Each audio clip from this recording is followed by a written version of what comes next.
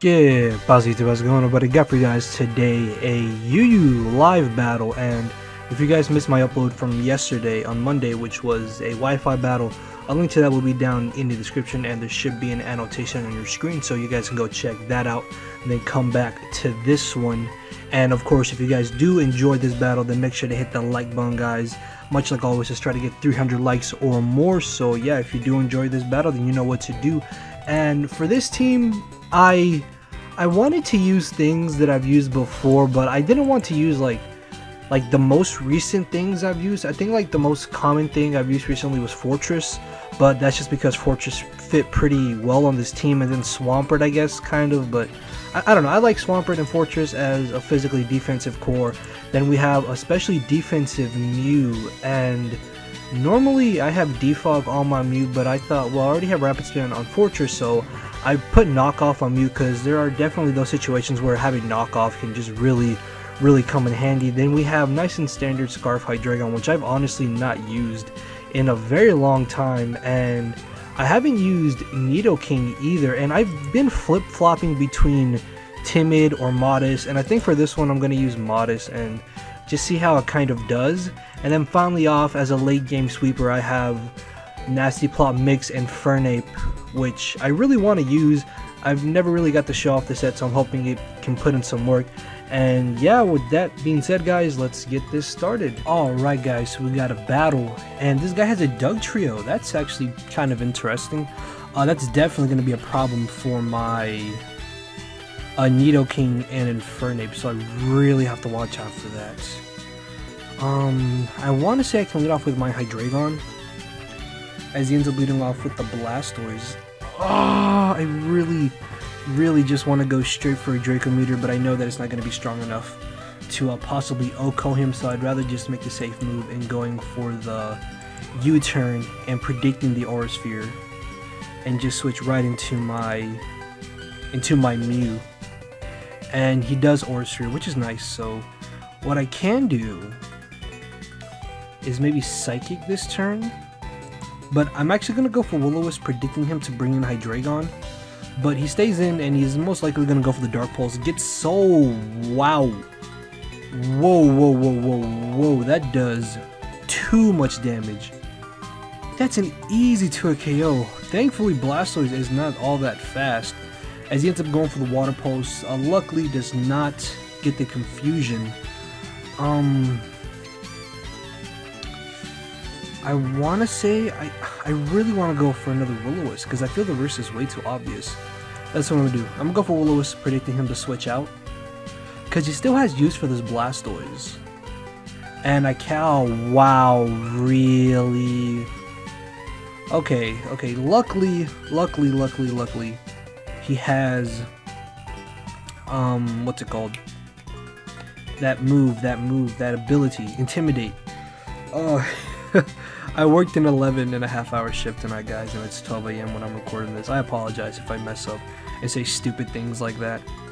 So I'm going to take this chance just to get on my Stealth Rocks. Unfortunately, he misses the Will-O-Wisp. I don't know how crucial that's really going to be, because, I mean, even Earthquake still isn't going to be doing much damage to that Roserade, and I can definitely get on my rocks to pressure him. I'm a little upset that he did switch into Arcanine, which means he most likely thought I would go for Will-O-Wisp predicting the switch, or he knew that Arcanine could easily live a Psychic. And to be honest with you guys, I have not seen Arcanine in UU in so long. So he's going to stay in, make a nice play, knowing that I'm just going to take the opportunity to get on my rocks and just go for another Will-O-Wisp. So the question is, do I want to switch into my... I'm going to switch. I'm going to pull a double switch. Yeah, I'm going to pull a double switch this turn, because he most likely is going to want to bring in Blastoise or Rose Extreme Speed. Or he does that. I don't know if I just got predicted or what. Unfortunately, I cannot stay. Wait, what did I switch in? Okay, that's not bad. Okay.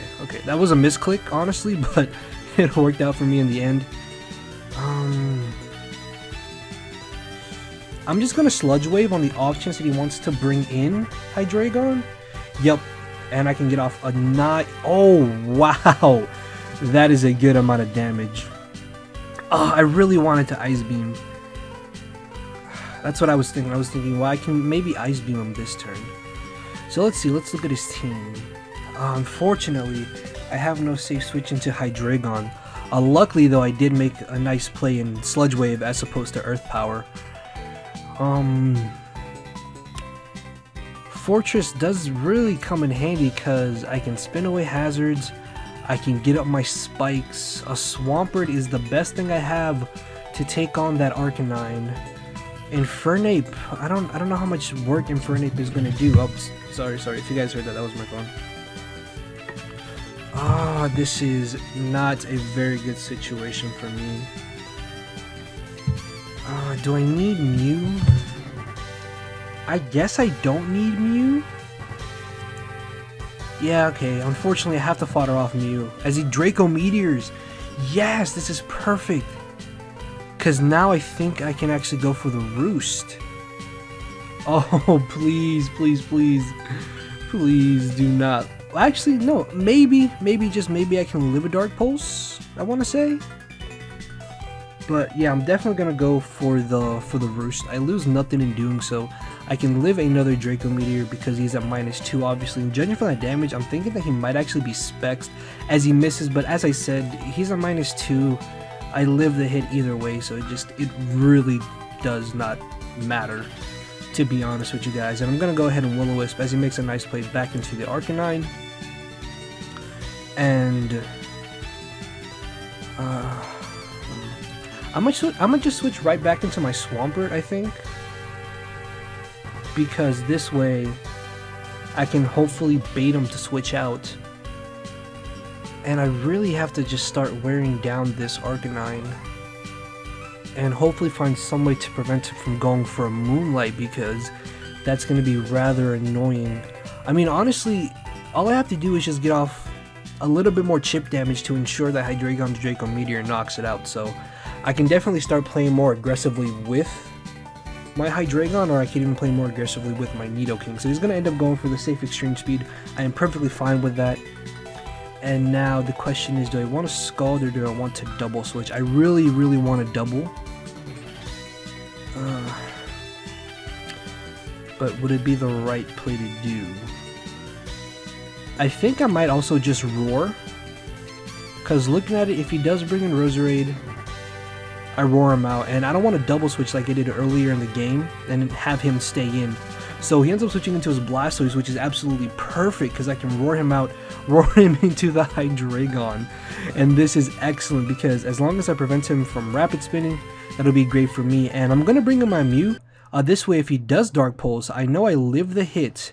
Not only do I live, but I can now switch into my own Hydreigon, banking on the fact that he is 99.9% choiced in some sort or way. And I'm gonna go ahead and I want to say I can Dark Pulse. No, I can't Dark Pulse because then he can just bring in Heracross. So what I'm gonna do is just go straight for the U-turn as I'm able to knock him out.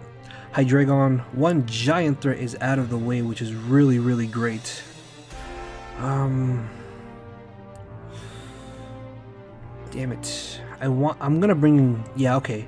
The reason why I want to bring in Fortress as opposed to Nidoking is because he has this. This Dugtrio is actually a huge problem. And by bringing in Fortress, I can bait him to not only bring in Arcanine, but I do have a safe switch in the form of Swampert, as he actually brings in the Blastoise, meaning that he most likely is going to want a Rapid Spin. Yep. And what I can do this turn is just safely go for the Volt Switch, get off a solid chunk of damage. And I want to say that after the burn damage, U-turn should be able to knock Blastoise out just because he is burned. And he'll be down to 7%, I believe. Or it's not 12%, and Showdown likes to do that. So yeah, I can definitely knock him out with a U-turn. So he's going to decide to save his Blastoise. Not really too sure why. Because, I mean, I just get a Brox again with Swampert. Yeah. I guess he just wants to save Blastoise for Death Water, but I mean, honestly, at this point, it's really not going to benefit him in the slightest. As he just ends up going for the extreme speed, he is slowly but surely withering down my Swampert because of that burn damage. So I'm able to get on my rocks, which is nice. So my rocks are here to stay. It's just a matter of if I can start getting up my spikes. So what I'm gonna do is just go for the Scald, because I lose nothing in doing so. As he's gonna stay in as holy crap, that did so much damage. Oh, obviously I'm in torrent range, I forgot all about that. And just gonna go for another Scald because I lose nothing in doing so again. So he's gonna switch out into his Roserade. Okay. I don't agree with that play, as I get lucky and I get the burn, which is really nice actually. And I doubt he's a substitute variant and can do much to my fortress, but okay, what I'm gonna do is switch into my fortress, gauge to see, or scout out to see if he was a life orb, as he makes a very nice play and goes straight for the HP fire. Not a bad play at all on his part, so I'm gonna be forced to switch out, and I guess that was kind of a risky play, but I don't know. So Roserade is brought down to the point where if he switches out, he'll die off to the Stealth Rock. So this is where me getting the burn really comes in handy. But I mean, I don't know. I don't think that burn is really game changing, just because I could have brought in Hydreigon this turn and just dropped a Draco Meteor on it, or whatever he decided to bring in. So I'm able to knock that out, and much like before, I want to bring in Fortress as opposed to Nidoking to bait in that Arcanine. So I'm probably going to be forced to leave in Fortress for Death Water. Fortress has a defense of 416. Holy crap, that is way too high for this thing. Actually, Fortress is a really good Pokemon in UU. It's really risen in usage from what I've seen. And I don't know, I really like Fortress. I've always liked Fortress since back in 4th gen. It's honestly been one of my favorite Pokemon to use because it gets all the hazards. It has pretty decent bulk. It has Rapid Spin, Volt Switch. It's such an underrated Pokemon, to be perfectly honest with you guys. So I'm just going to pause until he decides to make a move. Never mind, he brings in the Arcanine. Okay, this is the moment of truth. Do I want a Spikes or Toxic? Actually, what I'm going to do is actually go for a layer of Spikes, because this way I get a bit more residual damage on his team, which is going to be really good for me. So he has Extreme Speed, Morning Sun, and Will-O-Wisp.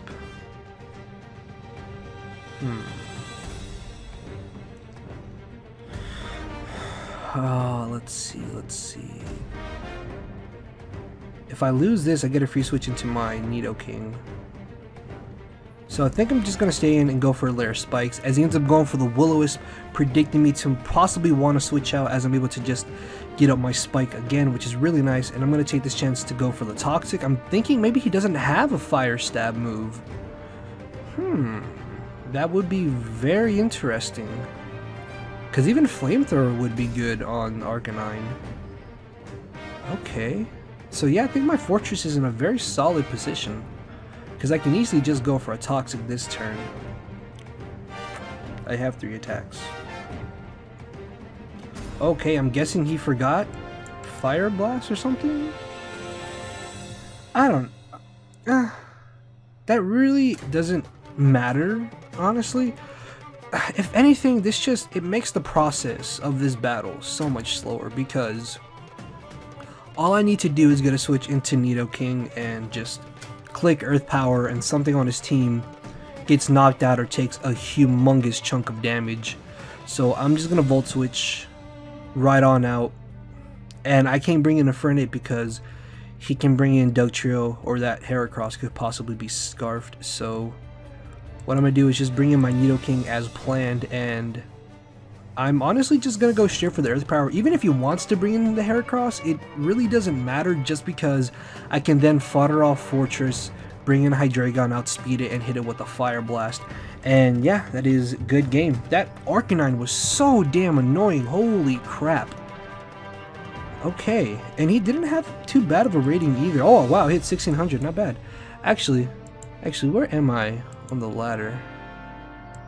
1600. I don't think I'm that high. Let's see. Oh, I'm number 53. That's cool. I like that. Okay, wow. I don't even like planned. I didn't plan on laddering in in UU, but that's nice being number 53, just moving up the ladder. But yeah guys, that is the battle and Fortress. I actually really like Fortress. Fortress is probably one of my favorite Pokemon to use in UU, just because it's such a good physical wall, and I would really recommend you guys try out this set. It just comes in handy in so many situations. And then Nidoking being modest over timid really didn't play a factor, because the turns that I did have it in, its speed didn't really come into play, and I guess having the extra power from Modest really did help me against that Hydreigon. Unfortunately though, Infernape didn't really get to do much, and Hydreigon proving why he is still a massive threat, and Mew of course is just a bulky ass special wall. And then team player is team player. But yeah, hopefully you guys did enjoy the battle, and if you did, you know what to do guys. And with that being said, I will see you all tomorrow with hopefully a Wi-Fi battle. So yeah, later everybody, and later, yeah, see you. I really need to figure out an outro. I keep saying this, I need to figure out an outro, and I have no idea what to say. I'm just rambling, I apologize. Later everybody.